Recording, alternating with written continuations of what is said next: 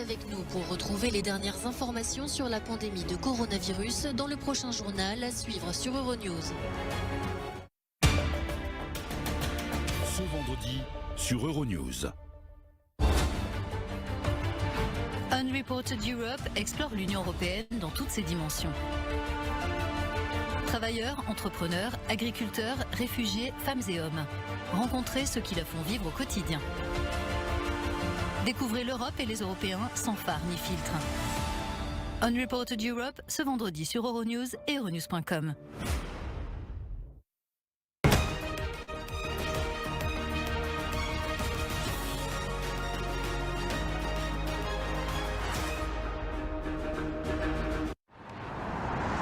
Faut-il, oui ou non, utiliser des applications de traçage pour contrôler la pandémie de Covid-19 après le confinement?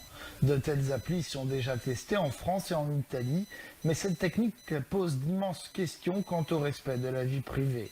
La Russie utilise déjà de nombreux outils digitaux pour contrôler la population.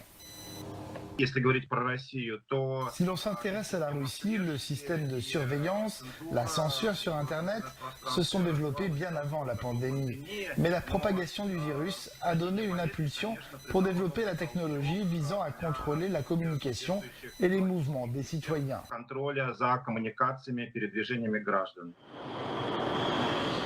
L'Union européenne prend le respect de la vie privée très au sérieux. C'est pourquoi la Commission a dévoilé il y a peu une série de recommandations pour utiliser ces applications. Cette application garantira l'anonymat conformément aux droits italiens et européens sur le respect de la vie privée. Alle normative nazionali e comunitarie sulla privacy.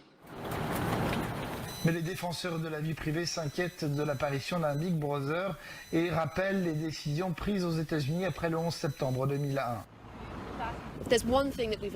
S'il y a une chose que nous avons apprise de la lutte contre le terrorisme ces dernières années, c'est que les mesures d'urgence mises en place perdurent et s'étendent. Il ne faut pas s'attendre à ce que l'on revienne à la normale parce que cela n'arrivera pas. Pour répondre aux exigences sanitaires tout en respectant la vie privée, des scientifiques ont lancé une initiative pan-européenne. Il s'agit d'un outil utilisable par des développeurs d'applications et respectant l'anonymat.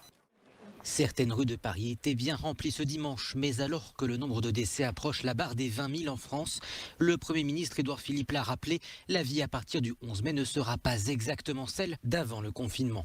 Le télétravail va se poursuivre dans la mesure du possible. La réouverture des magasins sera soumise au respect des règles de distanciation et les écoles seront rouvertes par territoire ou par moitié de classe. Au Royaume-Uni, on en est encore loin. Le nombre de décès recensés ces dernières 24 heures a légèrement baissé, mais ce sont toujours plus de 560 personnes qui sont mortes du coronavirus et ces chiffres ne prennent même pas en compte les maisons de retraite. Trop tôt donc pour envisager un début de sortie du confinement. Nous devons être certains que les capacités de test sont gérées avec une offre capable de répondre non seulement à la demande actuelle, mais aussi à la demande future. Peut-être plus important encore, nous devons être certains que tout changement que nous apporterons ne risquera pas de provoquer une deuxième vague d'infections. En Italie, alors que la pression est forte pour faire redémarrer l'économie, le débat porte davantage sur la manière d'entamer le déconfinement. Doit-il être national ou régional en se concentrant davantage sur les régions les plus touchées? L'Italie pratique de plus en plus de tests salivaires et la Lombardie compte entamer cette semaine des tests sérologiques sur le personnel médical. Une application de traçage sera également expérimentée dans certaines régions. Le déconfinement, une opération délicate, car si après 6 semaines de confinement, l'Italie semble être sortie de la phase aiguë de la pandémie, plus de 430 personnes sont encore décédées du coronavirus ces dernières 24 heures. À 44 ans, Emanuela vient de mettre au monde son 3e enfant, mais cette naissance ne ressemblait aucunement aux précédentes. Cette Italienne prévoyait d'accoucher dans une clinique spécialisée avec son partenaire. Mais ce scénario idyllique a pris du plomb dans l'aile avec la crise du coronavirus. C'est donc seule qu'elle a donné naissance à son enfant. La différence avec les fois précédentes, c'est que papa n'était pas là. Il m'a emmené à l'hôpital et à 7 h du matin, il est reparti très triste. C'était très dur, oui, après que j'ai porté tes bagages jusqu'à la maternité. C'était très dur. Nous pleurions. Pour éviter la propagation du virus au sein des maternités, les visites sont interdites. Un environnement anxiogène qui requiert une attention particulière de la part des personnels soignants. D'un point de vue médical, il est extrêmement important de faire en sorte que la patiente se sente en sécurité. Elles ont évidemment peur. Elles craignent pour leur propre santé et surtout pour celle de leur enfant. Les futures mères testées positives au coronavirus sont transférées à l'hôpital San Martino à Gênes.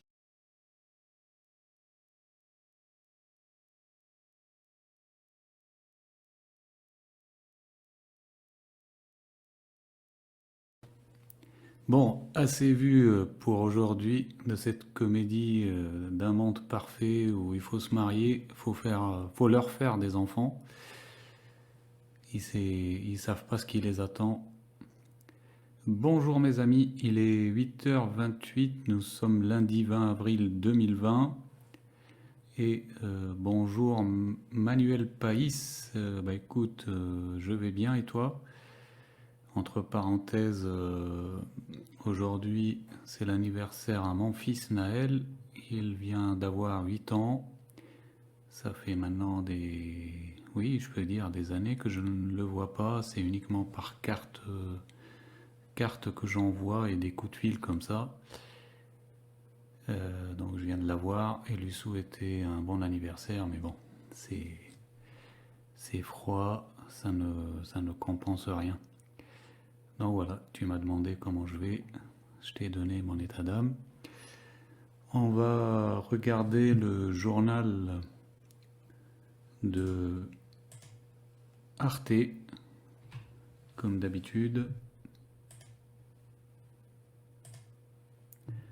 Et après, je vais vous diffuser les 2 parties de l'interview de David Icke. Donc je pense que beaucoup d'entre vous voient de quoi je parle. Allez, on regarde le journal de Arte.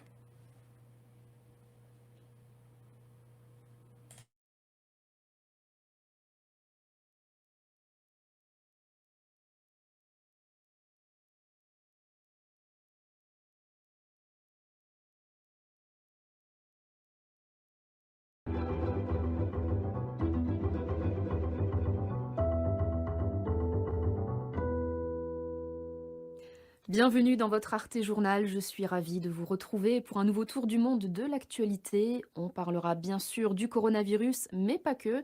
Nous irons aussi en Russie pour la Pâque orthodoxe et dans les favelas brésiliennes.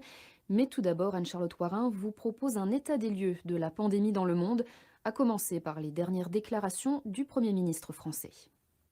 La conférence était attendue. Le Premier ministre Édouard Philippe a annoncé la distribution de masques et des tests à grande échelle après le confinement, mais il a surtout insisté sur les bouleversements qui attendent les Français. Cette crise sanitaire, qui n'est pas terminée, va entraîner une crise économique. Cette crise-là, la crise économique, ne fait que commencer. Elle sera brutale. Notre vie, à partir du 11 mai, ce ne sera pas exactement la vie d'avant le confinement. Car si une levée progressive du confinement a été annoncée pour le 11 mai, la prudence reste de mise. Depuis plusieurs jours, le nombre de décès et d'admissions en réanimation est en recul, mais le bilan reste lourd. Le pays frôle les 20 000 morts dus au coronavirus. Un pays à l'arrêt qui entrevoit une lueur d'espoir. Ces dernières 24 heures, l'Espagne a officiellement recensé 410 nouveaux décès du Covid-19. Depuis un mois, c'est le plus bas bilan jamais annoncé. Mais le gouvernement espagnol se veut prudent. Le confinement est prolongé jusqu'au 9 mai. Nous devons accomplir des progrès majeurs avant d'entrer dans la deuxième phase, avant de lever le confinement général et de commencer ce que les experts appellent la désescalade. Car avec près de 20 500 décès, l'Espagne est le 3e pays au monde le plus touché par l'épidémie. Mais le confinement devrait s'assouplir. Les enfants privés de sortie depuis le début de l'état d'urgence pourront retrouver les terrains de jeu avec prudence à partir du 27 avril.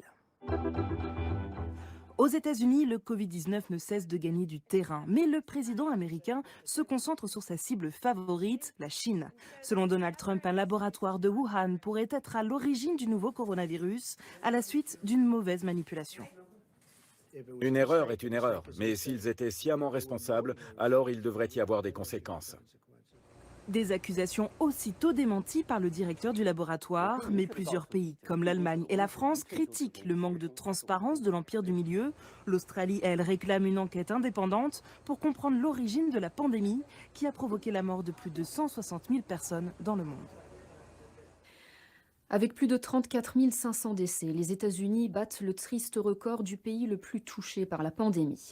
À New York surtout, le bilan est catastrophique. Près de 222 000 cas ont été recensés à ce jour et comme partout, les quartiers populaires sont les plus vulnérables. Se protéger du Covid-19 est un luxe que les habitants du Bronx, de Queens ou encore de Brooklyn ne peuvent pas s'offrir. Mais New York, c'est aussi la ville des millionnaires. Laura Geiswiller et Pauline Louvet sont allées à la rencontre de ces deux mondes parallèles. À l'annonce de la quarantaine, de nombreux New-Yorkais des beaux quartiers ont fui la ville pour les bords de mer. Comme ici, dans la région de Long Island, à une centaine de kilomètres de Manhattan. Ça fait 1 mois que Simon et Laura Blindloss sont venus se réfugier dans leur maison secondaire. Pour ce jeune couple, parents d'un petit garçon de 16 mois et en attente d'un 2e enfant, quitter la ville était un soulagement. On sait que nous avons de la chance d'avoir plus d'espace. Nous avons pu quitter la ville pour vivre dans un environnement plus sécurisant. On peut profiter de l'extérieur quand il fait beau. Comme je suis enceinte, je me sens plus en sécurité ici, parce que je suis exposée à moins de gens. Ils ont tous les deux pu conserver leur emploi et continuent de travailler à distance. Mais Laura, qui dirige son entreprise de relations publiques, a perdu plusieurs clients. Malgré une baisse de 30% de son chiffre d'affaires, elle a décidé de garder ses 5 employés. Les revenus sont définitivement plus bas, mais le gouvernement accorde des prêts pour les petites entreprises, notamment pour pouvoir garder les employés. J'ai fait la demande pour ma société. Aucun soutien financier en revanche pour Sarah Ramos, new-yorkaise elle aussi. Le gouvernement a commencé à distribuer des chèques d'aide à tous les Américains, mais la jeune femme ne l'a pas encore reçu. Cette mère célibataire de 4 enfants, dont l'un est autiste, doit emprunter chaque jour les transports en commun pour faire le ménage chez des particuliers. Je suis épuisée, ça ne s'arrête jamais. Je me lève tôt le matin pour faire la classe à mes enfants. Et comme je travaille, parfois je ne vais pas me coucher avant 3 heures du matin. Je travaille pour être sûre que mes enfants ont un toit au-dessus de leur tête. Rien de plus, juste le nécessaire. Sarah vit dans le Bronx, l'un des quartiers les plus défavorisés de New York, et également l'un des plus touchés par la pandémie. Ici, on a 2 à 3 fois plus de chances de mourir du coronavirus, faute de moyens pour se soigner. Julio Pabon, à gauche, est candidat démocrate au Congrès. Il habite le quartier depuis plus de 60 ans et il sait qu'ici, même sans Covid, c'est la survie au quotidien. Les habitants n'ont pas accès à de bons logements. Ils n'ont pas les moyens de vivre correctement et d'acheter de la nourriture de qualité. Il y a des gens qui n'ont pas de bonnes assurances santé et toutes ces conditions font que beaucoup de personnes ont des problèmes de santé, comme moi. Je vis ici depuis mes 4 ans et je souffre d'asthme. Je vous le dis, ici c'est le quartier des oubliés, le quartier des promesses brisées. Dans ce quartier, la majorité des habitants sont latinos ou afro-américains. 62% des morts à New York sont membres de ces minorités. Aux États-Unis, Donald Trump encourage toujours les manifestants anti-confinement à libérer leur État des mesures sanitaires. Au Brésil, le président Jair Bolsonaro minimise toujours les effets de ce qu'il appelle une petite grippe, mettant ainsi en danger quelques 210 millions d'habitants dans ce gigantesque pays d'Amérique du Sud, à commencer par les habitants des favelas, complètement démunis face au virus. On voit ça avec Johanna Sigel. Dans les rues de Rio, un tonitruant concert de klaxons pour le président brésilien Jair Bolsonaro. Dans ce cortège, ses partisans sont agglutinés les uns aux autres. Ils prennent leur président au mot, pas de distanciation sociale, pas de fermeture de magasins et pas de confinement. Le malade à sauver, c'est l'économie. Le Brésil est le seul pays d'Amérique du Sud à ne pas prendre de mesures restrictives. Cette lutte pour commencer à ouvrir les commerces est un risque que je vais prendre.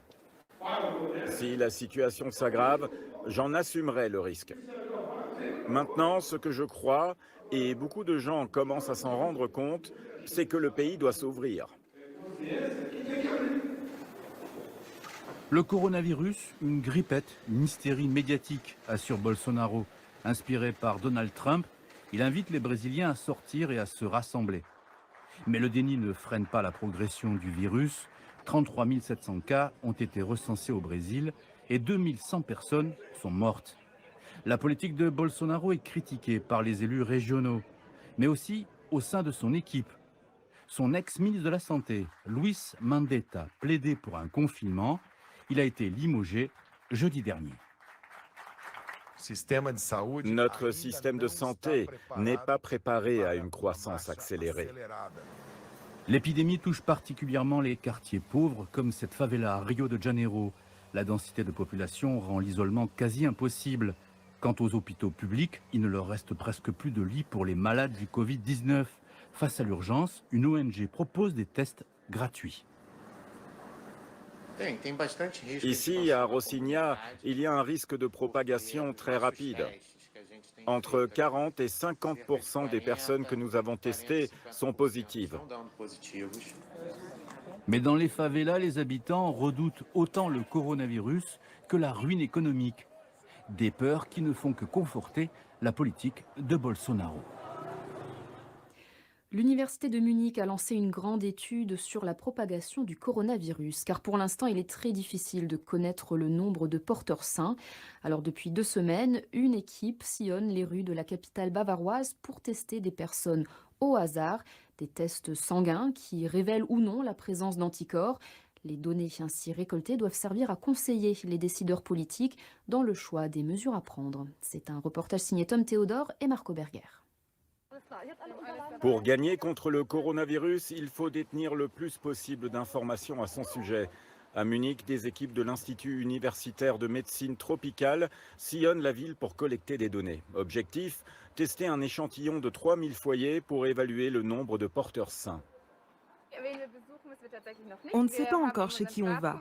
On nous a donné notre point de départ et de là, on va 3 immeubles plus loin en remontant la rue, on sonne et un algorithme aléatoire nous indiquera chez qui on va. La police les accompagne toujours, car avant même que l'étude commence, des escrocs en blouse et masque ont tenté de se faire passer pour des scientifiques. Si vous participez, nous reviendrons vous voir à intervalles réguliers. Ça nous permettra de voir quels effets ont les décisions politiques sur la propagation du coronavirus. Actuellement, nous mesurons cette diffusion en période de confinement.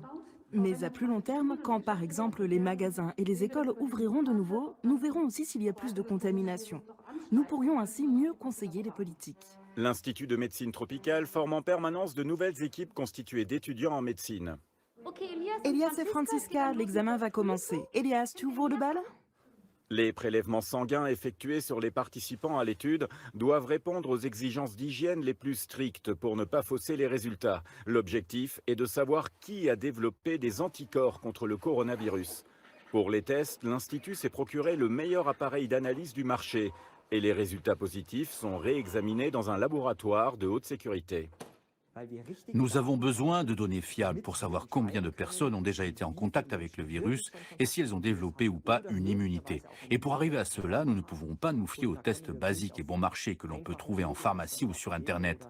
Les tests de ce type ne reposent sur aucune certification scientifique et les données qu'ils fournissent ne sont pas exactes. Autre facteur déterminant pour les résultats de l'étude, que les personnes choisies au hasard acceptent de se faire tester. À Munich en tout cas, cela ne serait pas un problème. Les réactions des gens sont vraiment très positives. En général, ils se réjouissent même d'avoir été sélectionnés au hasard et de pouvoir participer à l'étude. Il arrive même que des gens nous arrêtent dans la rue pour nous demander s'ils peuvent eux aussi y participer. L'étude sur les anticorps anti-corona durera jusqu'à la fin de l'année. Les premiers résultats intermédiaires seront présentés dans quelques semaines et fourniront de précieuses informations sur la propagation du virus. Avec la pandémie, la pollution dans nos villes a fortement baissé. C'est le cas un peu partout sur la planète, sauf à Kiev. La capitale ukrainienne vit en effet dans un épais brouillard de fumée, une pollution due à des feux de forêt qui ont été déclenchés aux alentours de Tchernobyl. Pas de menaces chimiques ou radiologiques selon l'État. Impossible pourtant d'oublier la terrible catastrophe nucléaire de 1986. Les explications avec Véronique Barandeau. Un épais nuage s'est posé sur la ville, mais c'est l'odeur de brûlé que les habitants ont le plus de mal à supporter. Pendant quelques heures, Kiev a battu le record de la ville la plus polluée au monde, en cause les fumées qui viennent du nord. À une centaine de kilomètres de là, le feu dévaste depuis des jours la zone située autour du site de Tchernobyl. Au moins 20 000 hectares sont partis en fumée. Selon les autorités, les feux sont sous contrôle et l'ancien site de la centrale nucléaire est sécurisé. Depuis des jours, Kiev affirme donc qu'il n'y a aucune raison de s'inquiéter. Les taux de radioactivité seraient à la normale. Ce phénomène ne représente pas de menace chimique ni radiologique. Les niveaux actuels que nous mesurons dans la ville de Kiev et ses environs, mais aussi dans la zone d'exclusion de Tchernobyl, sont similaires à ce que nous avons habituellement. Nous allons continuer à observer ce phénomène, mais la situation devrait évoluer rapidement. L'incendie a été provoqué par un jeune habitant de la région. Il aurait mis le feu à l'herbe pour s'amuser. Il risque jusqu'à 5 ans de prison, mais cela n'explique pas l'ampleur de cet incendie. Ce que vous voyez aujourd'hui, c'est le résultat de 5 années d'inactivité. Aucun pare-feu n'a été mis en place, aucune tranchée, aucune trouée, rien. Nous sommes face à une situation où on sait où il y a des départs de feu, mais où les camions ne peuvent pas s'en approcher car il n'y a pas d'accès. Et même quand il y en a, les secours arrivent trop tard. Il ne reste plus rien ou presque du village de Maïdine, situé à une centaine de kilomètres à l'ouest de Tchernobyl. 39 maisons ont été totalement détruites. Nous avons couru pour sauver notre peau. Nous avons tout laissé tomber. Il ne me reste que ce que je porte sur moi. Je n'ai plus rien d'autre. Ce soir, le gros de l'incendie est éteint, mais il reste 6 foyers où le feu couve. Les Ukrainiens espèrent que tout sera revenu à la normale d'ici la semaine prochaine. Dimanche prochain, ce sera le jour anniversaire de la catastrophe de Tchernobyl. Les flammes pourraient raviver de mauvais souvenirs. Après les catholiques, les protestants et les juifs, c'est au tour du monde orthodoxe de fêter Pâques dans des circonstances exceptionnelles. À Moscou, la principale cathédrale est restée fermée aux fidèles. Autre son de cloche en Géorgie, où plusieurs centaines de personnes se sont retrouvées lors d'une messe de minuit dans une cathédrale de Tbilissi, malgré le confinement et le couvre-feu nocturne. En Allemagne, les règles de confinement sont bien moins strictes qu'en France. Certains restaurants sont toujours ouverts et proposent des plats à emporter. D'autres, contraints de rester chez eux, ont trouvé des astuces pour continuer à servir leur clientèle à distance et avec un mode opératoire original, comme a pu le constater notre équipe à Berlin. Quand Berlin prend des airs d'Italie du Sud.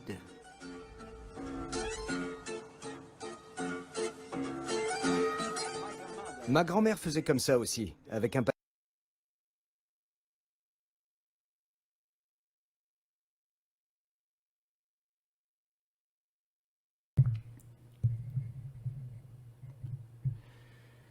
Alors, on a vu qu'il dénigrait Bolsonaro, un reportage sur le Brésil.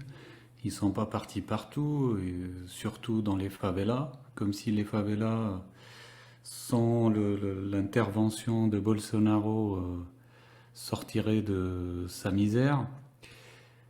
C'est pour ça que j'ai mis la bannière Bravo au Brésil, pour un peu contrebalancer leur dénigrement.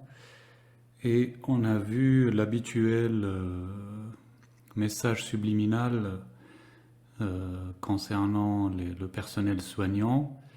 Alors, comme je le dis à chaque fois, le soldat héros en 2020 est une femme, infirmière. Vous l'avez vu là, le reportage c'était pour l'Allemagne. 3 femmes blanches infirmières, jolies femmes blondes, plutôt jeunes. C'est ça le héros de cette idéologie franc-maçonne, toujours instrumentaliser, utiliser le féminin.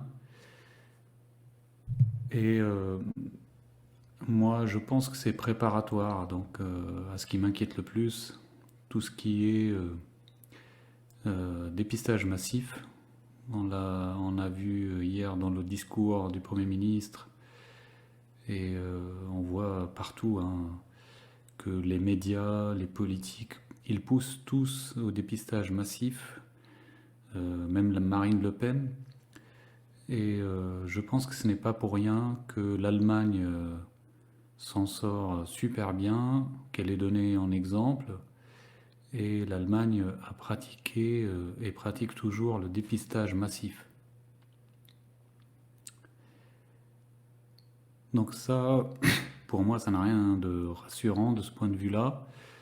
Nous nous méfions tous des politiques, des médias, nous nous méfions des policiers, des gendarmes, mais rares sont les personnes, surtout la masse qui n'est pas éveillée, qui vont se méfier des infirmières, hein, qui vont passer à domicile ou peu importe le contexte, donc qui sont présentées comme une personne soignante de confiance qui, par sa bravoure, est en train de se sacrifier pour nous.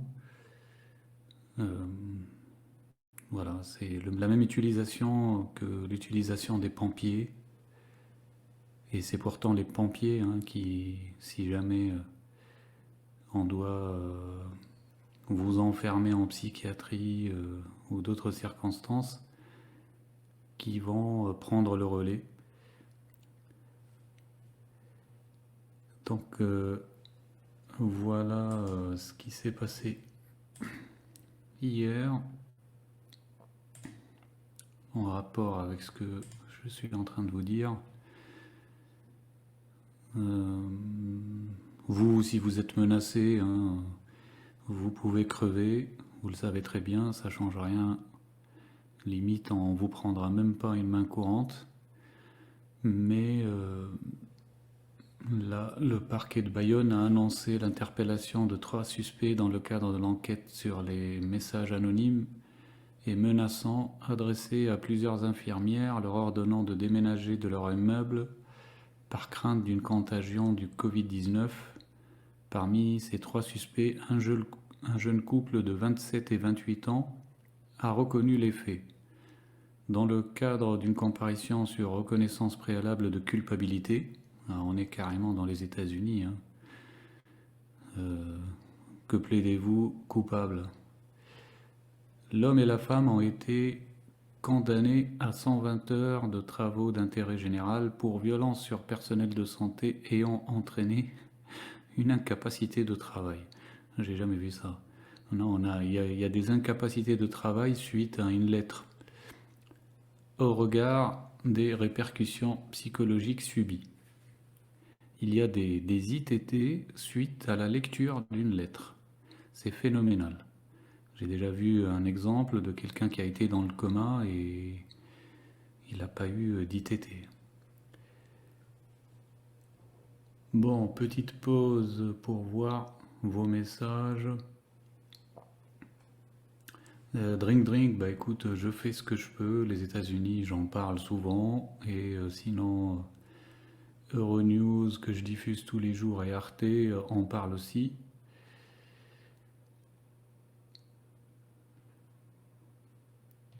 Bonjour Dédofligne. Bonjour Pile dans le mille.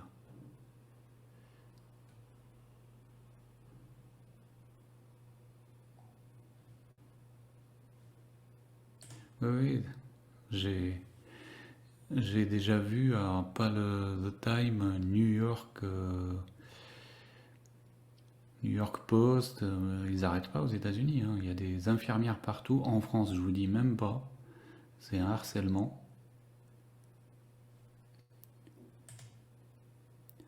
Absolument. Franchement, j'ai jamais vu une condamnation aussi rapide. Alors, sinon, en Espagne, 410 morts de plus contre 565 morts la veille, donc une baisse, 20 453 personnes mortes au total. On apprend que sur Paris, des traces infimes du Covid-19 ont été découvertes dans le réseau d'eau non potable de la ville de Paris, utilisé notamment pour nettoyer les rues, mais il n'y a aucun risque pour l'eau potable, annonce Anne Hidalgo.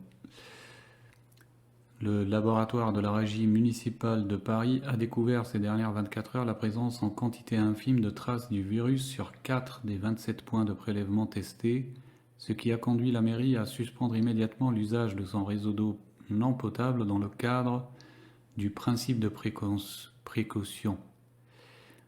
Mais l'eau potable qui dépend d'un autre réseau totalement indépendant ne présente aucune trace de virus Covid et peut être consommée sans risque, a assuré Anne Hidalgo, qui peut-être ne serait plus maire à l'heure actuelle si on avait eu le deuxième tour. Alors, il s'agit de l'eau qui est utilisée pour laver les rues. Il faudrait que je fasse des recherches là-dessus, ou si jamais là vous pouvez me le dire, la provenance de cette eau à la base. Ce ne serait pas par hasard l'eau des pluies récupérée, et donc ce qui confirme que nous recevons bien. Alors j'étais l'un des premiers à le dire, si ce n'est le premier, ma suspicion quant à la grippe classique. Vous pouvez trouver ces lives, hein. Quand je vous dis quelque chose, c'est que je l'ai vraiment fait, je l'ai vraiment dit. D'ailleurs, vous voyez, c'était prémonitoire. Je me suis dit, en live, je soupçonne les grippes saisonnières et autres maladies saisonnières de ne pas être naturelles et de nous revenir tous les ans par les chemtrails. Je soupçonne que les chemtrails servent aussi à ça, à nous contaminer par toutes les maladies saisonnières. Et puis là, de retrouver donc ça dans l'eau non potable, ils sont en train d'un peu se trahir aussi là. Bon, vous me direz déjà les eaux non potables parisiennes utilisées pour nettoyer les rues, si vous pouvez trouver un article ou une information sur leur provenance. Ça devrait être de la pluie, de la récupération de l'eau de pluie, d'après moi. Je peux me tromper. Alors, je regarde vos commentaires. Après un certain traitement des deux lignes, mais effectivement, si on dit ne pas connaître le Covid-19, on n'est pas supposé le traiter dans les centrales de traitement des eaux.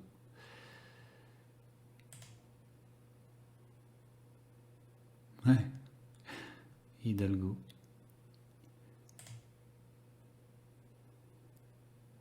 Alors BBZen, bonjour, j'ai affiché ton commentaire, je ne sais pas si je t'ai dit bonjour. Alors on continue. Donc là, c'est les déclarations d'hier soir. Édouard Philippe, il dit cette crise sanitaire n'est pas terminée, mais nous marquons des points. Cette crise sanitaire va entraîner une crise économique. Pardon. Une crise économique qui ne fait que commencer et qui sera brutale. Alors, je précise entre parenthèses que si je tousse souvent, c'est par rapport à la cigarette électronique, hein. Ça fait des mois que c'est comme ça. C'est normal parce que ça assèche la gorge. Alors, je continue. À partir du 11 mai, ce ne sera pas la vie comme avant. Pas tout de suite et sans doute pas avant longtemps. Ça, cette phrase, on n'arrête pas d'alerter sur ces différentes déclarations qui se ressemblent toutes. Un peu une annonciation d'un nouveau monde, hein, du nouvel ordre mondial, etc. Je ne vais pas revenir là-dessus. J'aimerais vous diffuser, comme je l'avais dit tout à l'heure, l'interview de David Icke, pour les personnes qui le connaissent, diffuser les deux parties en une seule fois. Déjà, chaque partie fait une 50aine de minutes, c'est pour ça que j'accélère comme je peux. Le directeur général de la santé donc, a annoncé 395 morts. Donc une baisse et au total 19 718 morts. Comme je l'ai dit souvent, vous remarquez que les 4 pays où il y a le plus de morts en Europe, c'est les pays qui ont confiné le plus et leurs chiffres se ressemblent beaucoup, hein. Là, on est sur les presque 20 000 en France. C'est le cas en Espagne avec un léger dépassement en Italie et en Angleterre. C'est les 4 pays concernés. Donc là, il nous annonce même que la baisse des personnes en réanimation se poursuit depuis 11 jours.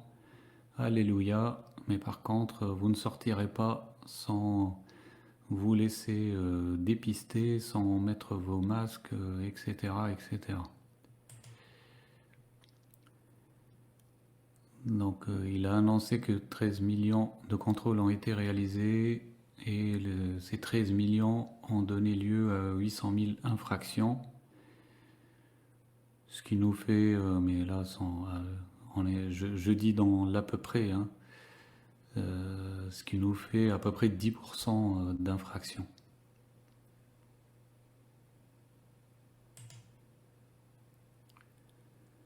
En Italie, 433 morts de plus contre 482 la veille.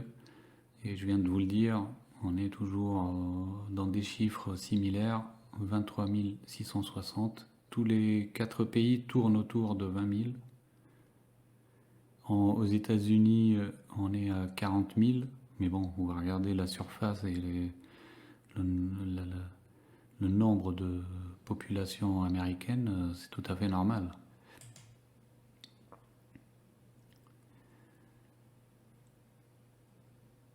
Donc on nous a annoncé qu'il y aura un retour des visites, que ce sera très encadré pour les personnes qui découvraient que les personnes donc dans les EHPAD, les personnes âgées, étaient interdites de visite et surtout que leur famille surveille un peu ce qui se passe.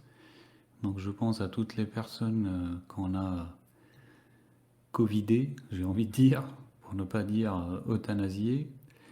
Les personnes qui ont été covidées, ça a été à distance. Hein. Les familles ne les ont pas vues avant et probablement pas après, ou alors dans un cercueil.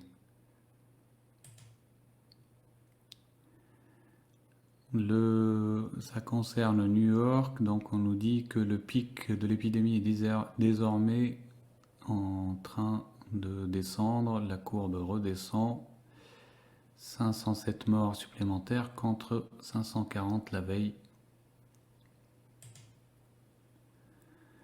Et voilà, on nous prévient que ça va durer cette histoire, là on en parle tous les jours, il nous prépare à ce que ça dure des années. Et il nous dit donc, le Premier ministre, il n'y aura pas de vaccin avant mi-2021, voire plus tard. Étant donné qu'il n'y a pas de traitement, il faudra vivre encore avec les gestes barrières, pratiquer des tests rapides à grande échelle et isoler les porteurs du virus. Autant vous dire que même les médecins eux-mêmes ne savent pas comment les tests fonctionnent, s'ils sont fiables, parce qu'il y a des faux positifs, des faux négatifs.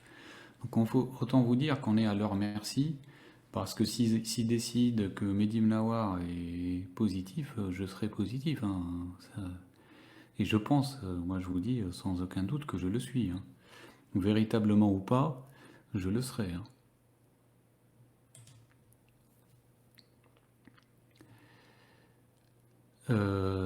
Donc toujours dans les annonces, à partir du 11 mai, il y aura des masques grand public en tissu, certains lavables 5 fois et même jusqu'à 20 ou 30 fois. Ils ne sont pas ni des masques chirurgicaux, ni des FFP2 et ne dispenseront pas la poursuite des gestes barrières.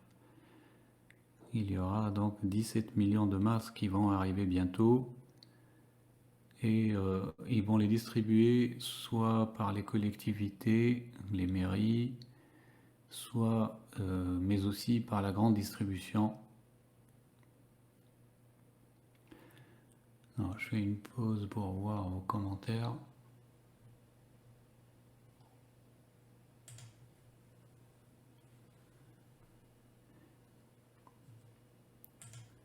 Bonjour, le réveil conspirationniste. Ouais, on est pareil. Moi, c'est la cigarette électronique. Bah, vu que je suis en live, j'évite de prendre le temps de boire. Bah là, je vais boire.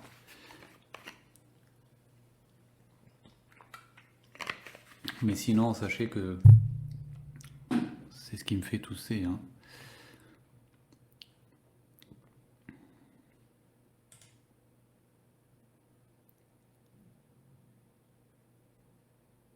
Voilà, c'est tout ce qu'ils disent, que ce soit en France ou ailleurs.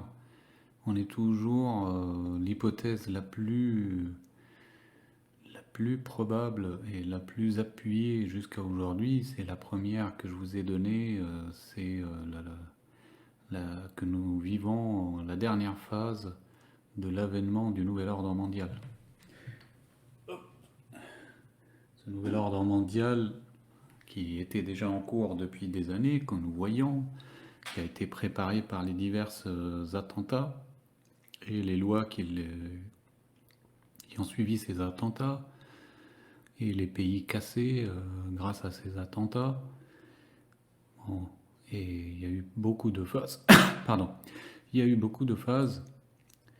Et là, c'est la phase la plus visible, on va dire, hein, parce que là, le grand public voit de ses yeux que nous n'avons pas rêvé quand on a voulu alerter sur ce qui allait se produire et sur nos libertés qui ont été sacrifiées à chaque fois qu'ils ont fait semblant de nous protéger malgré nous. J'ai jamais vu autant de pas loi martiale, mais état d'urgence dans différents pays que durant cette décennie, hein, durant les 10 dernières années. Je n'ai jamais vu dans l'histoire autant d'états d'urgence qui se succèdent, hein. On en a eu pas mal, hein.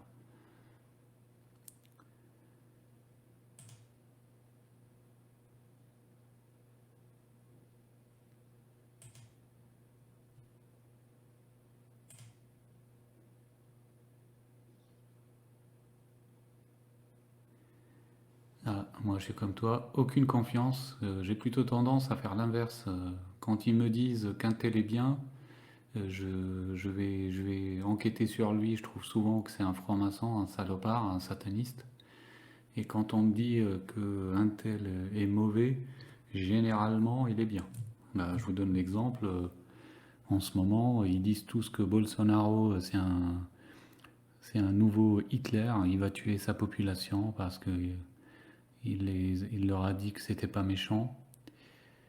Et vous voyez bien que Bolsonaro, il est certes suicidaire parce que c'est sûr qu'ils vont pas le laisser s'en sortir. À mon avis, ils vont se débrouiller pour qu'il y ait beaucoup de morts au Brésil. Ils vont pas le laisser s'en sortir comme ça. Mais franchement, c'est le plus courageux actuellement, le plus raisonnable.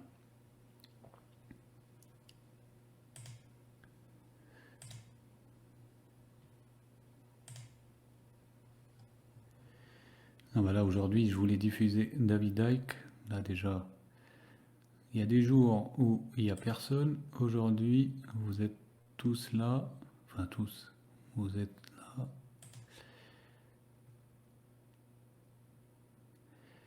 L'heure de se réveiller. Tu serais pas en train de faire ton dévoilement, toi aussi, le réveil conspi?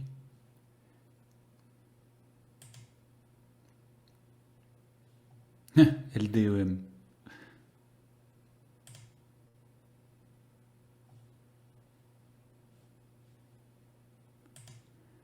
Il faut inverser, parce que eux, à la base, ils ont inversé les choses. Hein, ils vous disent que c'est le bien, alors qu'est-ce qu'ils vous proposent, c'est le mal. Et ils vous disent que c'est le mal, alors que c'est le bien. Donc, ils ont déjà inversé la chose avant de la diffuser à destination du grand public. Alors vous, pour la remettre à l'endroit, il faut la réinverser.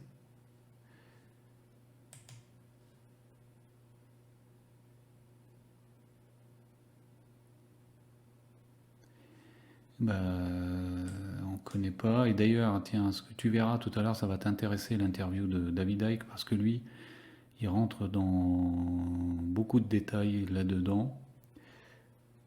Moi, je pense que, d'une part, déjà, tu as les morts habituelles, on va dire, de maladies respiratoires, surtout dans les villes polluées, donc la région parisienne, c'est normal qu'elle soit touchée, etc.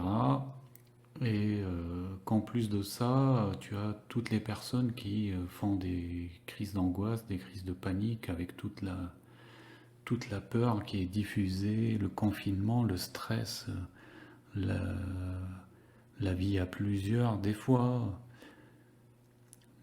les personnes qui se manquent aussi, qui sont éloignées, qui ont été confinées, que ce soit des personnes qui pensent à leurs parents ou d'autres qui sont séparés de leurs conjoints ou peu importe, de leurs copines, de leurs copains. Je pense qu'il y a beaucoup, ça provient beaucoup de là. Alors là où ça aurait été bénin, c'est-à-dire que il n'y aurait même pas eu besoin d'aller voir un médecin, et bien là, par peur, les personnes donc appellent au secours. Si c'est pas eux, ça va être leur famille, hein, pour savoir s'il est contaminé, par peur pour la personne, malgré elle, des fois.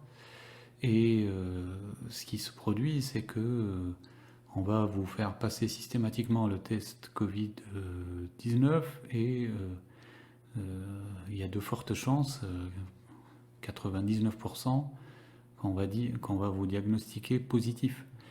Et donc vous rentrez dans les statistiques des personnes positives.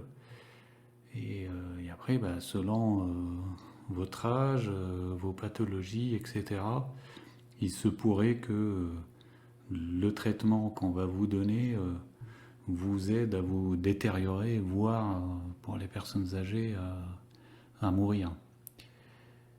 Voilà ce qui se passe. Il vaut mieux ne pas vous plaindre. Je l'ai dit depuis le début, hein, depuis janvier. Ne vous plaignez à personne. Moi perso, hein, je vais vous dire, si vraiment ce qu'ils disent qu'on n'acquiert pas d'immunité et qu'il y a beaucoup de souches. Personnellement, j'ai dû le choper 20 fois et guérir 20 fois. Hein, parce que je compte plus les phases où j'ai eu certains signes comme des maux de tête, où j'ai jamais pris le moindre médicament, jamais. Ça passe, hein. Ça passe, hein. Et puis moi je sors tous les jours, je serre des mains, je fais des bises, je fréquente le voisinage, je prends aucune précaution. Donc si je suis encore là devant vous, que vous me voyez aller courir à 6 km tous les jours, c'est que c'est loin d'être mortel. Et que ça n'aurait jamais nécessité autant de décisions historiques et drastiques. Et je répète aussi que je ne suis pas là en train de me plaindre, parce que moi je suis le dernier à m'en plaindre. Moi j'ai toujours vécu comme ça, je pense que toi aussi, Réveil Conspi. Moi j'ai toujours vécu confiné avec quand j'ai envie. Il y a des fois, je reste peut-être quelques jours sans sortir. J'ai des recherches importantes à faire, etc. Ça m'arrive. Il y a des fois, je sors, je passe ma journée dehors, et puis je fais du sport. Je veux dire, je n'ai pas d'impératif. Je n'ai pas un travail qui m'attend. Je n'ai malheureusement pas, malgré moi, des enfants qui m'attendent. Donc moi j'ai toujours vécu, moi ça me dérange pas. Là aujourd'hui, quand j'ai besoin de sortir, 3 heures, 4 heures, je sors. Hein. Je vous assure, hein, je fais plusieurs papiers d'1 heure. J'ai été contrôlé depuis le début 5-6 fois, jamais aucune amende. Alors que je connais des malheureuses personnes ici qui, certaines, hein, ne savent pas bien lire et bien écrire, voire pas du tout, et qui se sont fait plomber. Il y en a un à 2 reprises. Hein. Il n'ose même plus aller faire ses courses. Hein. Il a pris 2 amendes, une parce qu'il a oublié de signer, et l'autre, il a dû se tromper sur l'heure. Donc voilà, moi je me prive pas, hein. Je sors Je dépasse 1 km allègrement. Donc le confinement en soi, dans ma vie, moi personnellement, ça me dérange pas du tout. Et en plus, je suis plus emmerdé par l'ANPE, Pôle emploi, avec leur... Ils n'arrêtent pas de me faire des contrôles. Il faut que je leur envoie les preuves des 6 derniers mois de mes recherches d'emploi. Alors je vous dis pas la taille des justificatifs que je dois fournir, les preuves, etc. Donc là, il n'y a plus de tout ça. Et en plus, on me donne des primes. Vous avez vu, hein, on en a parlé, que même les bénéficiaires de l'ASS, dont je fais partie, vont toucher 150 € le 15 mai, etc. Bon, pourquoi voulez-vous que je me plaigne? Moi, j'ai toujours vécu comme ça. Et en plus, là, vous voyez, j'arrive à vous faire un live sans être coupé par des bruits de moto, de camions. Quand je sors courir, c'est plaisant parce qu'on voit qu'il y a moins de véhicules, il y a moins de bruit, de pollution. Et quand vous regardez le ciel, moi, je suis pas suicidaire, j'ai pas envie de revenir au ciel d'avant avec les chemtrails, avec la pluie tous les jours, le froid, le vent, c'est insupportable. Prenez en exemple, l'année dernière, à la même époque, c'était les gilets jaunes, c'était sans répit, il n'y avait pas un seul samedi de potable. Donc moi je me plains pas, hein. Alors...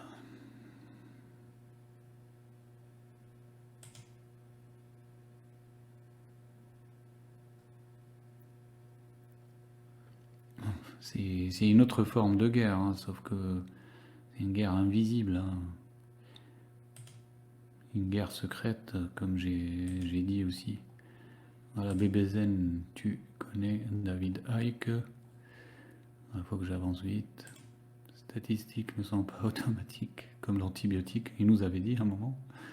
Et là, ils veulent que ça devienne automatique.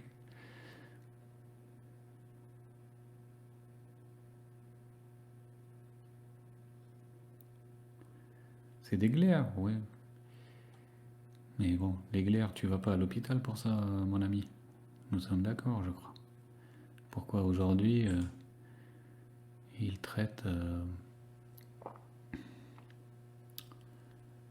pour des glaires? Enfin, vous imaginez?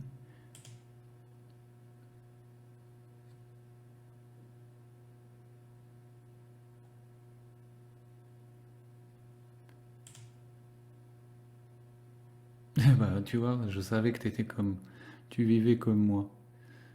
5 ans, bah moi, alors, j'ai été viré en 2017.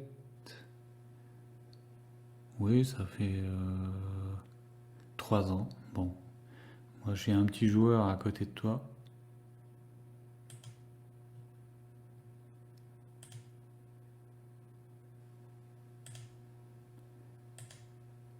Allez, continuons. Donc, ensuite, là, ça, on l'a dit, le port du masque sera obligatoire, sans doute, dans les transports en commun.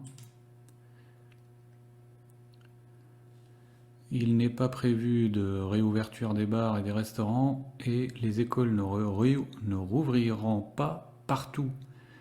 Et ça, c'est très important. Alors là, je ne peux pas souligner, mais regardez, on en a parlé souvent ici avec ce que dit le pape et Attali, Macron. Il dit que les écoles ne rouvriront pas avec le même programme qu'avant.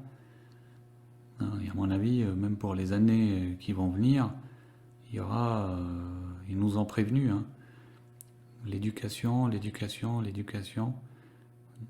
Il va y avoir un bousculement des programmes. Les mesures seront progressives, des scénarios différenciés selon les territoires sont à l'étude en fonction de la circulation du virus. L'hypothèse des classes alternant par moitié est également envisagée. Aucune décision n'est arrêtée pour l'instant.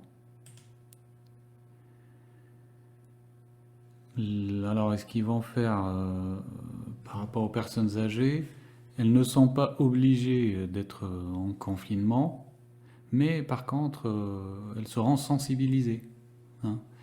Vous voyez, avec la délation, avec la masse apeurée et désinformée, je pense qu'une personne âgée, à mon avis, elle traînera pas longtemps, beaucoup dehors. Hein. De voir tout le monde qui la regarde, qui la dévisage, voir qui va lui conseiller de rentrer chez elle et de faire, soi-disant pour l'aider, si tu veux, je vais faire les courses pour toi, etc. Je pense que les personnes âgées, au bout de quelques jours, elles n'auront plus le courage de sortir. Hein. Ça sera un harcèlement psychologique, soi-disant, pour leur bien.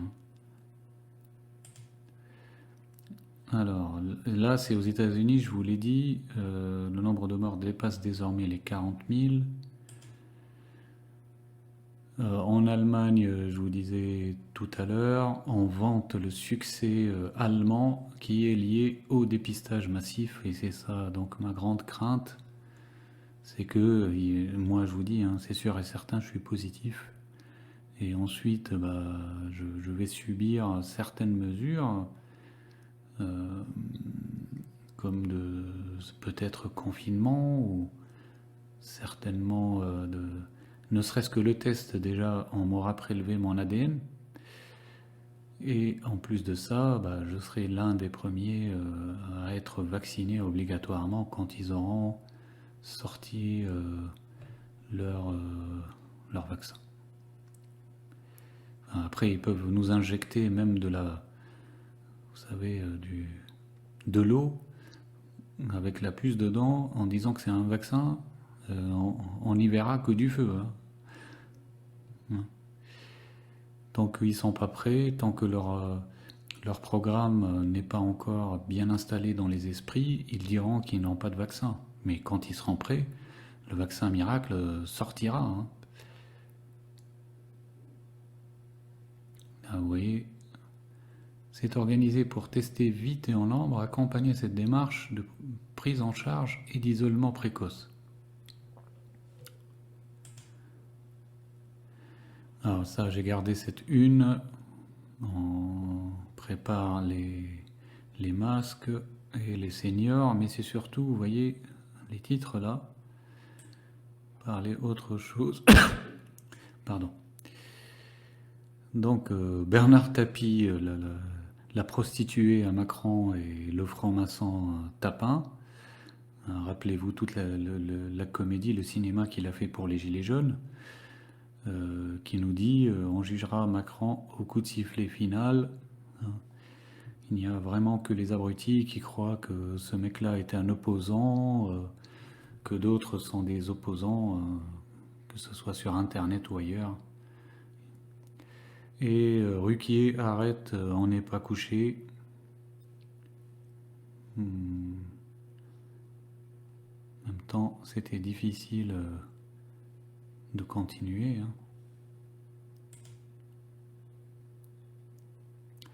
Alors j'ai gardé une autre fois la une de l'équipe, vous voyez, hein, par rapport à cet encart-là qui prend un tiers de la une. La dernière fois, c'était une gentille femme, et là c'est un gentil garçon, un peu issu de l'immigration, et on veut toujours nous pousser à être en blanc, à soutenir les hommes et femmes en blanc. Alors, je vous en ai parlé la dernière fois, ça me fait penser à... Ça fait quelque temps, ils veulent nous habituer à être rassurés par tout ce qui est blouse blanche, vêtements blancs, tenues blanches, vu que on fait plus confiance aux tenues bleues, noires, enfin tout ce qui est militaire, tout ce qui est policier, gendarme. Un peu aussi, on a moins confiance dans les tenues rouges, les pompiers. Et pourquoi je dis ça? Parce que j'avais fait cette remarque à plusieurs reprises lors des Gilets jaunes. vous savez, les street medics dans lesquels je n'ai jamais eu confiance. D'ailleurs, on n'a jamais su qui étaient vraiment ces gens-là. Ils sortent de nulle part. Pourquoi ils sont tolérés par l'État, le système, les flics, où sont passés les vrais, le vrai SAMU, les vrais soignants. Et donc, même ils portaient, on dirait, des templiers des fois, avec une croix rouge sur leur t-shirt blanc. Et rappelez-vous aussi, Mélenchon avait fait un discours pareil, hein, pour dire Macron, ça y est, il a franchi l'infranchissable, etc. Et il a dit, je propose qu'on mette donc des gens neutres, des gilets blancs, et comme ça ils pourront faire l'interface entre la police et les gilets jaunes. Voilà, le thème du blanc qui doit nous rassurer, hein, c'est pas d'aujourd'hui. Alors, où est-ce que j'ai laissé...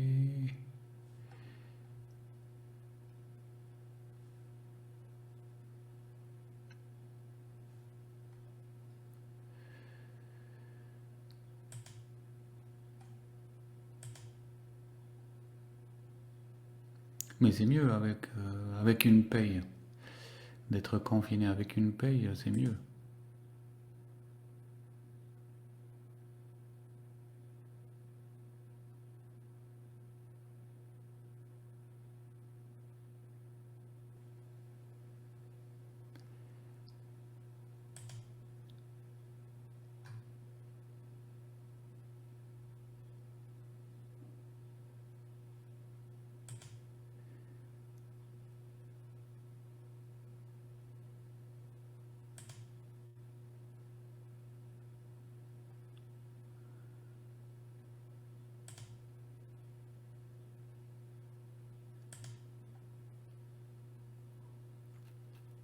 Ah, mais de toute façon, pour les enfants, ah bah là, on va reporter David Icke, hein, parce que là, on est déjà à 1h, et ça me fait penser à autre chose. C'est que pour les enfants, de toute façon, vous savez qu'ils les vaccinent comme ils veulent, pour ce qu'ils veulent. Encore une fois, nous ne sommes pas un laboratoire, on ne sait pas, quand ils disent qu'ils mettent 11 vaccins, ou 7, ou 15, on ne peut pas voir dans le détail qu'est-ce qu'il y a dans chaque vaccin.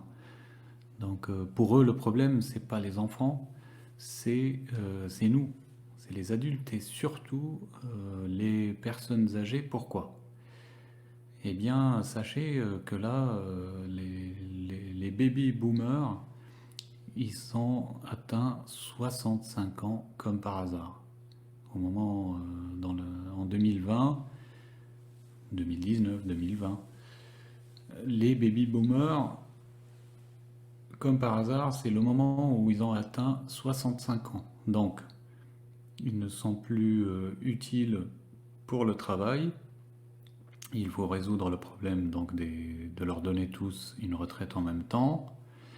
Et aussi, généralement, ces gens-là n'ont pas été vaccinés récemment. Donc s'ils ont été vaccinés à l'époque, et si jamais on inoculait des choses pas, on va dire, pas saines déjà à l'époque, c'est pas... ils n'ont pas l'efficacité d'aujourd'hui. Et s'il y avait déjà la puce, pareil, on peut penser que les puces d'aujourd'hui sont de meilleure technologie. Donc voilà, c'est les personnes âgées ou moins âgées qui sont ciblées en priorité, et nous aussi.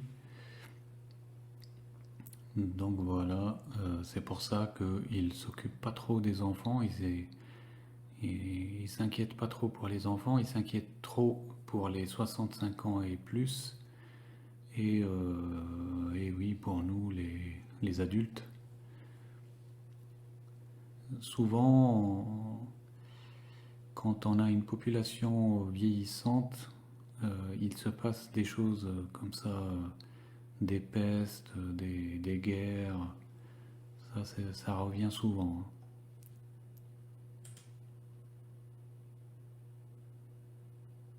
Vous remarquerez que pour l'instant, les pays africains, là où on le sait, la population est très jeune, pour l'instant, ils sont relativement épargnés. Et c'est les pays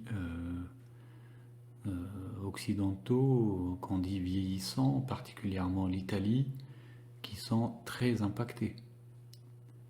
C'est certainement qu'il y a une certaine population qui les intéresse plus que d'autres. Bon, Ernesta.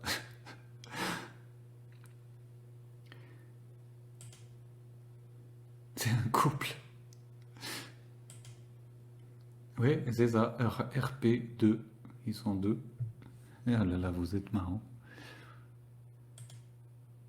Blanc comme un cachet, oui. Blanc bonnet. Blanc comme un saint. C'est les nouveaux saints de la République.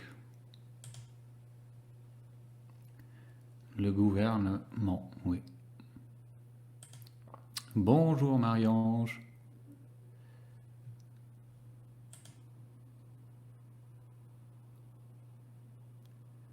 Ouais. Allez, continuons, parce que sinon vous l'aurez pas, David Icke. Ah ça, alors là je me suis... alors j'ai décidé de vous montrer ça, parce que j'ai beau regarder, je n'arrive pas à voir le trucage. Alors dans le doute, je vous le montre. Ce serait Castaner. Donc ça peut être un fake. Moi, je ne suis pas arrivé à déceler le fake. C'est un fake parfait, si c'en était un.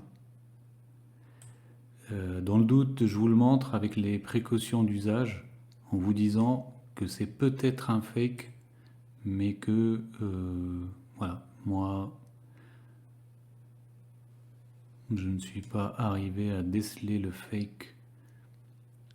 Donc, ce serait Castaner, et du coup, on n'apprend rien de nouveau, on confirme juste que c'est ce mec-là, il a les mêmes amours que François Ridicule, par exemple. Hein, le copain a rêvé, il conspire. Il a les mêmes goûts, satanisme, hard rock, etc.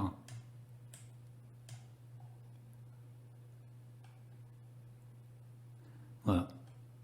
J'en sais rien si c'est un fake. Sinon...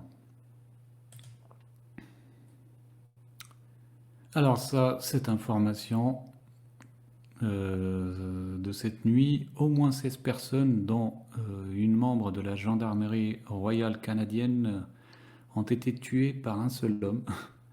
Un homme armé à Portapique, en Nouvelle-Écosse et au Canada. L'auteur de la tuerie, un prothésiste dentaire de 51 ans. Là, c'est pas Salim Laibi. A entamé son périple meurtrier samedi soir. Le GRC a reçu un appel signalant des coups de feu dans une résidence. Les patrouilles envoyées sur place découvraient un massacre à l'intérieur et à l'extérieur de cette résidence. Le tueur en uniforme et circulant à bord d'un véhicule maquillé en voiture de la GRC, donc c'est gendarmerie, aurait ensuite mis le feu à plusieurs bâtiments, semant la peur sur son passage. Il a finalement été abattu après une chasse à l'homme qui a duré 12 heures. C'est à ce moment-là que la policière, 25 ans de service, a été tuée. Vous avez vu le scénario, hein, on ne pourra pas dire là que c'est un acte isolé, le mec il est devenu fou.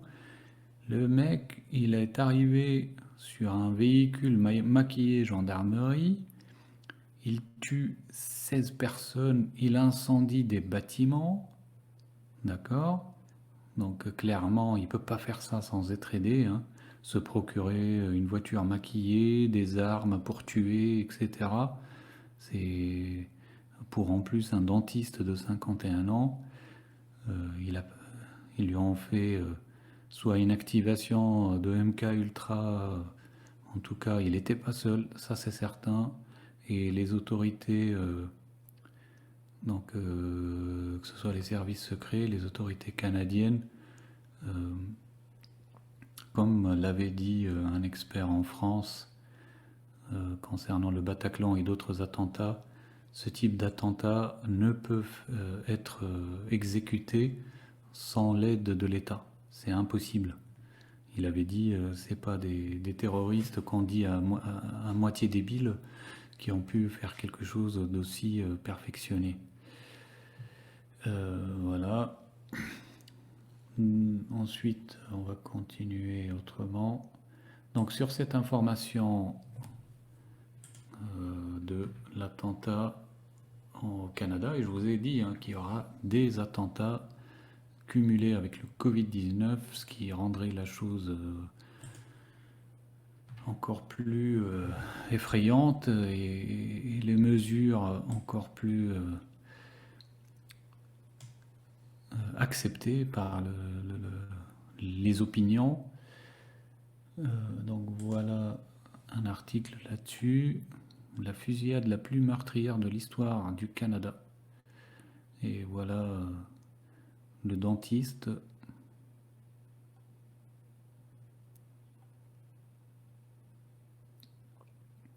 Donc je ne vais pas vous relire juste ce que je n'ai pas lu là-bas. Donc il s'appelle Gabriel Wortmann. Et apparemment, parce que là j'ai vu, oui c'est ça, il est mort, donc ça fait 17 morts.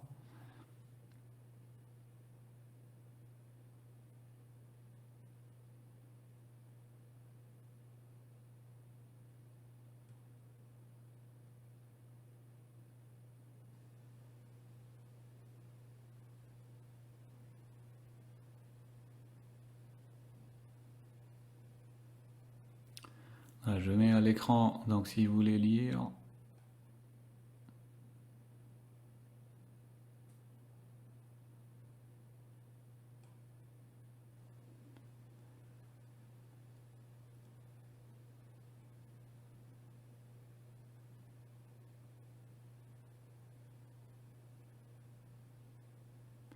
Dans l'autre article, 25 ans d'expérience, ici c'est 23.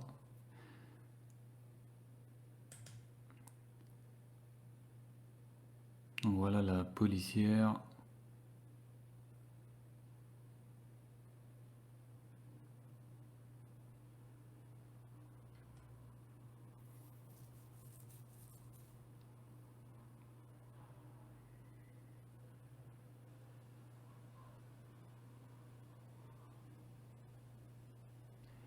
Ah bah, au moins, ceci démontre que son geste était planifié.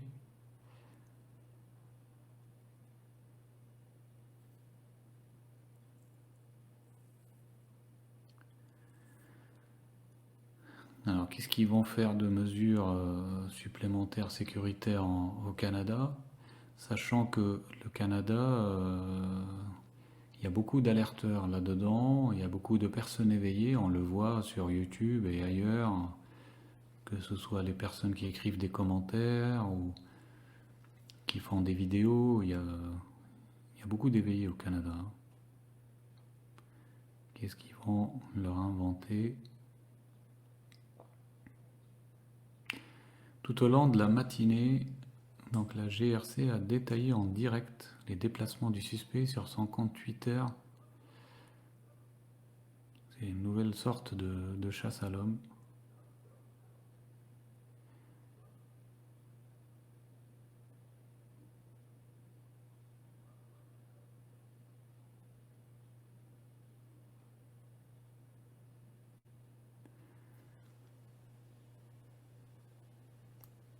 Il aurait aussi 3 propriétés.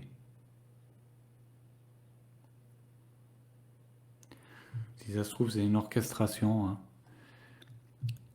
Ça me fait penser à beaucoup d'événements. Une espèce d'orchestration sacrificielle franc-maçonne.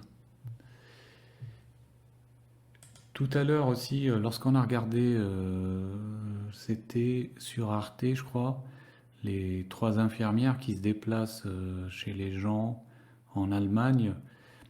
Vous remarquerez aussi que c'est ce héros de 2020 qui est une femme, une infirmière, a besoin pour sa protection d'avoir la police.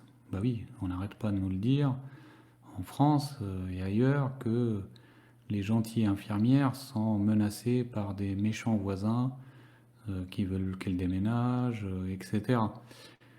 Donc, ne vous attendez pas, si jamais le dépistage est obligatoire, devient obligatoire, comme en Allemagne et dans d'autres pays, à pouvoir vous débarrasser juste des infirmières quand elles viendront, soi-disant qu'elles sont menacées, les pauvres, il y aura le flic et gendarmerie avec.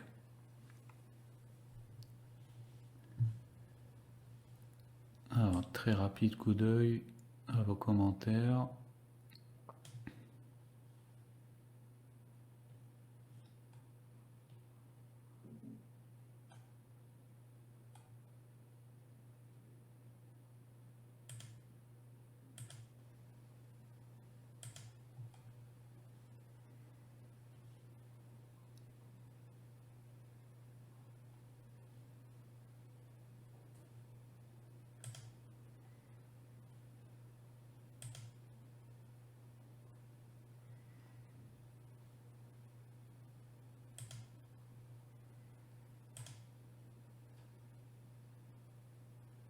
Oui, 17, 33. Alors, il faudrait que j'en reparle une autre fois, mais il y a beaucoup de choses à dire sur la prophétie des papes. La prophétie des papes. Il y a beaucoup de choses qui se passent en ce moment qui sont liées.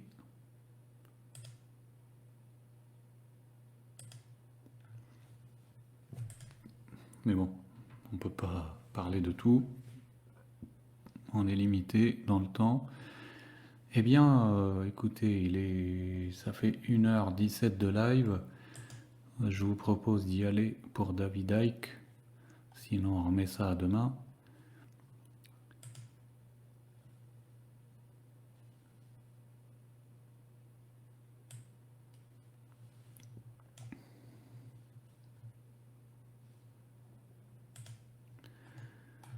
Eh bien,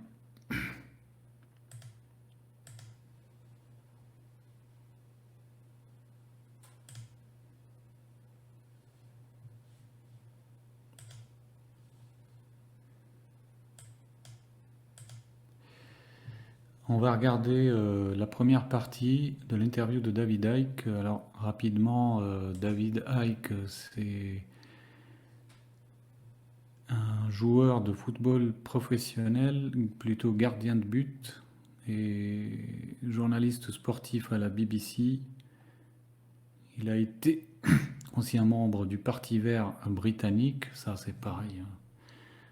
Je voulais en parler à chaque fois, j'oublie. On voit que, à mon avis, je ne suis pas médium, mais le futur régime, le futur président et la future Assemblée nationale, si ce n'est pas Macron, bah, ce sera quelqu'un des Verts, des écolos. Là, je parle pour la France et pour l'Europe. On voit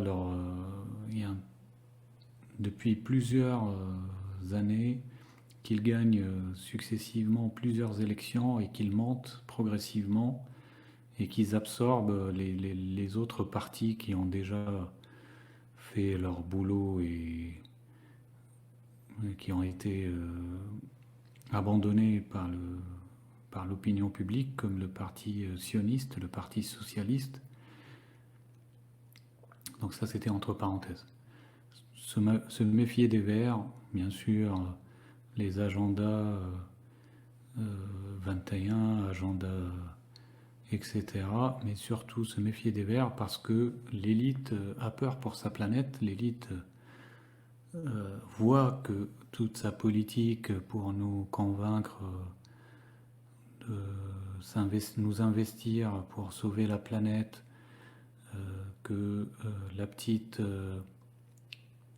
Greta à l'ONU, ça ne prend pas et c'est ridiculisé sur Internet. Donc l'élite peut-être est passée par cette phase Covid parce que ces autres tentatives ne fonctionnent pas et l'élite est verte, est écologiste, extrémiste. Hein. L'élite veut sauver sa planète, l'élite est inquiète. Nous, moi personnellement, j'en ai rien à foutre. Moi, sauver une prison, je ne vois aucun intérêt. Sauver un champ, une bétaillère radioactive, moi je ne vois aucun intérêt, j'en ai rien à foutre. Donc l'élite a compris que ça ne marche pas de nous faire peur pour le climat, etc. Ça ne fonctionne pas tellement. Et malgré tout, elle fait monter donc les statistiques, les sondages et les résultats électoraux de tout ce qui est parti vert, parti écolo. En France aussi. Donc ça c'était une parenthèse. Et pour revenir à David Icke, il est né le 29 avril 1952. Ça sera bientôt son anniversaire donc. Et il est considéré, c'est ce qui nous intéresse aujourd'hui, comme un influent théoricien du complot. Il a écrit donc plusieurs livres. Il y a beaucoup de choses intéressantes qu'il dévoile, qu'il dit. Moi, j'ai tendance à faire confiance à partir du moment où vous avez quelqu'un qui ne s'arrête pas à la frontière de la franc-maçonnerie quand il fait ses dévoilements. Et là, c'est le cas pour David Icke. Il essaye d'alerter sur la franc-maçonnerie. Vous allez l'entendre dans cette interview. Vous allez entendre beaucoup d'autres choses que je vous ai dit auparavant. Mais donc il parle de secte et il ose donc parler aussi de franc-maçonnerie. Je vous propose qu'on regarde ça.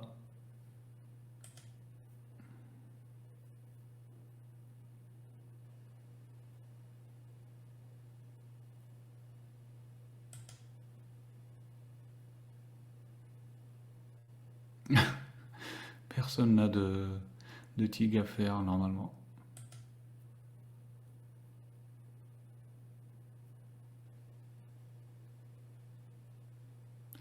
Ah bah, pas tellement Marie-Ange, parce que l'élite se dit que ce qui saccage la planète, c'est souvent les méthodes employées pour nous nourrir. Nous sommes en trop pour elle. Hein, l'élite ne mange pas chez Lidl, ne mange pas les boîtes de conserve. L'élite mange bio, l'élite n'arrête pas de nous inviter à faire comme elle, à aller chez les petits producteurs hors de prix, parce qu'elles, à mon avis, elles se font livrer en plus. L'élite est très attentionnée par rapport à ça. L'élite mange dans des restaurants haut de gamme. Donc c'est pas l'élite qui pollue si tu veux, et c'est plutôt l'industrie et surtout l'industrie agroalimentaire pour nous, la masse, les déplacements de la masse qui polluent, la consommation de pétrole, etc. Donc là, si vous voulez, ce confinement, c'est leur, fantasme. S'ils pouvaient, eux, sortir, c'est ce qui se produit, hein, parce que les personnes qui ont des autorisations spéciales pour se balader comme elles veulent, je vais vous dire, c'est pas vous et moi. Hein, il faut être un gradé flic, un politique, un médecin. Hein, c'est les seuls qui passent aujourd'hui. Hein. Je sais pas, moi, juge. Là, on vous dira rien. Un militaire gradé. Donc l'élite, ce qui se passe en ce moment, c'est son meilleur rêve.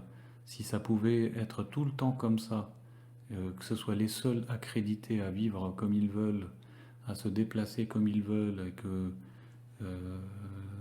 certains restaurants soient ouverts, etc., et que tout fonctionne par autorisation, et que ces autorisations, nous les ayons pas, nous soyons exclus, confinés pour toujours, avec des sorties autorisées sur justificatif et exceptionnellement, etc. Ce serait son meilleur rêve. Comment il s'appelle le livre? Le livre, ça ressemble un peu à un monde parfait, hein, au 1984, hein, de Huxley. Aldous, voilà, Aldous Huxley. Voilà, eux, ils sont... Alors vous avez vu que là, les programmes sont prêts, ils sont financés pour aller coloniser Mars avec des imprimantes 3D qui vont construire des bâtiments, etc. Tout est prêt. Et SpaceX avec Elon Musk sont de la partie, c'est financé, c'est signé. Sur la prophétie des papes, rapidement, parce qu'il faudrait en parler, bon, moi j'ai pas le temps, mais tout porte à croire que le pape François, c'est ce qu'on appelle le pape noir. Hein. Tout indique que c'est le pape noir, et c'est le seul et le premier jésuite pape. Les prophéties disent que ce serait un jésuite, et bon, il y a d'autres preuves. Et donc c'est le pape noir que nous avons actuellement, c'est comme ça qu'il est appelé. Et les prophéties indiquent que s'il devait y avoir une fin du monde, etc., la date la plus importante et la plus probable, c'est 2027. Donc c'est pas aujourd'hui, mais c'est pas très loin non plus. Voilà, c'était pour vous dire. On voit beaucoup de choses se préparer. Est-ce que en 2025, 2026, 2027, on nous l'a dit, hein, on vivra plus comme avant. Est-ce qu'on pourra toujours se parler comme aujourd'hui? Est-ce qu'on pourra toujours... moi, je pourrais toujours vous faire des lives, on pourra toujours échanger ensemble. Est-ce qu'on pourra toujours sortir comme on est toujours sorti auparavant? Et on dit qu'ils sont en retard, mais on voit qu'ils ont quand même un peu de marge.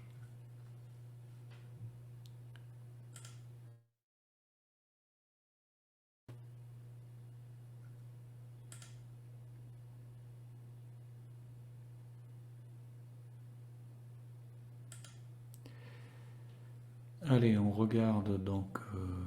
ça n'a rien à voir avec la prophétie des papes, hein. Ça, c'est un sujet à part. Renseignez-vous là-dessus de votre côté. On va regarder la première partie de l'interview de David Icke qu'il a donné récemment. Il y a quelques jours. Hein. Bourré d'informations. Complotistes, bien sûr. Les meilleurs.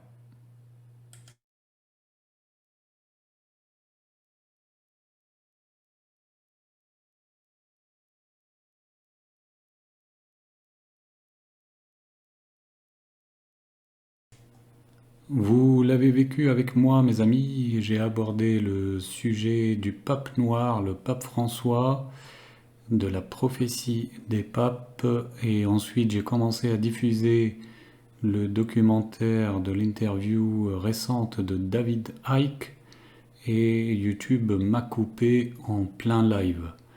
Alors ensuite j'ai reçu ce mail au même moment, hein. Vous voyez comme c'est écrit que c'est bien YouTube qui m'a coupé, qu'il ne s'agit pas de droit d'auteur comme à l'accoutumance, mais que j'ai enfreint encore le règlement relatif aux pratiques trompeuses et aux escroqueries, qu'ils ont supprimé carrément ma vidéo. Alors moi je l'ai récupérée autrement. Et aussi vous pouvez voir que c'est mon deuxième avertissement, que je ne pourrai plus diffuser de live et faire certaines actions. Déjà que je ne pouvais pas poster de post, je n'avais pas d'explication là-dessus, ça durait depuis un mois, un peu plus. Et finalement, si jamais je recommence dans les 90 jours, il supprime ma chaîne. Donc je ne diffuserai plus rien sur cette chaîne et vous comprenez pourquoi. Je vous invite donc à me rejoindre sur mes autres chaînes, Mnawar Débat et Mnawar News. Il y en a d'autres, j'ai pris mes précautions il y a quelques temps. J'ai bien fait comme vous le voyez. Les prochains lives, je vais les diffuser sur Mnawar News et sur Periscope. Je vais aussi diffuser l'interview intégrale de David Icke sur VK et Periscope. Vous trouverez le lien en dessous de cette vidéo.